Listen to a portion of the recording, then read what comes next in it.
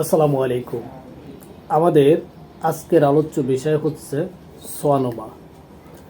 এই পর্বে আমরা জানব সোয়ানোমা কি, কেন হয়, এর চিকিৎসা কি, হোমিওপ্যাথিক এবং এলোপ্যাথিক চিকিৎসা কি হতে পারে, রোগ নির্ণয়ে টেস্ট কি হতে পারে। বন্ধুরা, সঙ্গ দেওয়ার জন্য অসংখ্য ধন্যবাদ। প্রাথমিকভাবে আমরা জানব যে সোয়ানোমার সংজ্ঞা কী। সোয়ানোমা হলো এক ধরনের টিউমার যা আমাদের শরীরের পেরিফেরাল নার্ভ বা প্রান্তীয় স্নায়ুকোষ থেকে তৈরি, সোয়ান সেল থেকে তৈরি। এটি প্রায়ই বিনাইন হয়, অর্থাৎ ক্যান্সার হয় না, ধীরে ধীরে বাড়ে। দুই একটি ক্ষেত্রে এটি ক্যান্সার বা ম্যালিগন্যান্ট হতে পারে। সোয়ানোমা সম্পর্কে আমরা কিছু গুরুত্বপূর্ণ তথ্য জানব। 1. এর উৎপত্তি কোথায়? এটি স্নায়ুকোষের বাহিরের আবরণ থেকে জন্ম, যাকে আমরা নিউরোলেমাও বলি। প্রকৃতি কি? 2. সাধারণত ক্যান্সার হয় না, শরীরের অন্য কোথাও ছড়ায় না এবং খুব সামান্য ক্ষেত্রেই ম্যালিগন্যান্ট হয়। 3.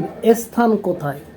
শরীরের যে কোনো প্রান্তীয় স্নায়ুতে হতে পারে, তবে মাথা, গাড়, হাত পা এবং মেরুদণ্ডে বেশি দেখা যায়। 4. প্রকারভেদ। ভেস্টিবুলার সোয়ানোমা একটি সাধারণ প্রকার যা শ্রবণ ও ভারসাম্য নিয়ন্ত্রণে স্নায়ুতে হয়। এজন্য কানে শোষ শব্দ বা ভারসাম্যহীনতায় রোগী ভুগতে পারে। লক্ষণ কি? ত্বকের নিচে একটি পিণ্ড বা ফোলা অংশ দেখা যায়। স্নায়ু বরাবর ব্যথা, জ্বালা পোড়া বা ঝিনঝিনানির একটি অনুভূতি হয়। পেশি দুর্বল হয়ে যাওয়া বা অসাড়তা অনুভব করা। শ্রবণ শক্তি হ্রাস বা ভারসাম্যহীনতা। কারণ কি? কেন হয়? বেশিরভাগ সোয়ানোমার কারণ অজানা, তবে কিছু ক্ষেত্রে জেনেটিক অবস্থা, নিউরোফাইব্রোমেটোসিসের সাথে সম্পর্কিত থাকে। এলোপ্যাথিক চিকিৎসা। এলোপ্যাথিতে চিকিৎসা হয় টিউমারের আকার, অবস্থান ও লক্ষণের উপর নির্ভর করে। হোমিওপ্যাথিক চিকিৎসা কি? যেহেতু এটা ক্যান্সারাস নয়, ধীরে ধীরে বাড়ে, ক্যান্সার হওয়ার সম্ভাবনা নেই, তাই আপনি চিকিৎসা করার অনেক সুযোগ পাবেন। এক্ষেত্রে হোমিওপ্যাথিক চিকিৎসা দ্বারা অনেক রোগীকেই ভালো রাখা যায়। যেহেতু হোমিওপ্যাথিক সিমটোমেটিক বা লক্ষণ সমষ্টি নিয়ে চিকিৎসা করতে হয়, তাই লক্ষণ সমষ্টিতে যে কোনো ওষুধ চলে আসতে পারে। তবে সাধারণত আর্সেনিকাল বা nux vom, pulsatilla, medorrhinum, thuja, ignatia, belladonna সহ সাইকোটিক জাতীয় ঔষধ চলে আসতে পারে। রোগ নির্ণয় টেস্ট।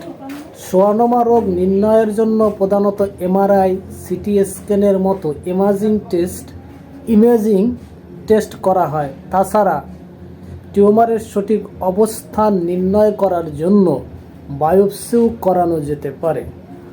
বন্ধুরা, আলোচনা শেষ করার পূর্বে একটি বিষয় বলে রাখি। যেহেতু আমি চেম্বারে বসে আলোচনা করি এবং চেম্বারটা হচ্ছে একটা রাস্তার সাথে, অনেক সময় আলোচনার ভালো পরিবেশ পাওয়া যায় না। অনেক সময় এর জন্য আলোচনাটা ওরকমভাবে হয় না, বিভিন্ন সাউন্ড চলে আসে। তারপরও যতটা পারা যায় চেষ্টা চালাচ্ছি যাতে আপনার এবং আমাদের উভয়ের উপকার হয়। সত্যিকার বলতে এই আলোচনা আমার জন্য, এবং বারবার বললে যাতে মনে রাখা যায় আর সাধারণ মানুষও যাতে উপকৃত হয়, এই জন্য। বন্ধুরা, ভালো থাকুন, সুস্থ থাকুন। আসসালামু আলাইকুম রহমতুল্লাহ।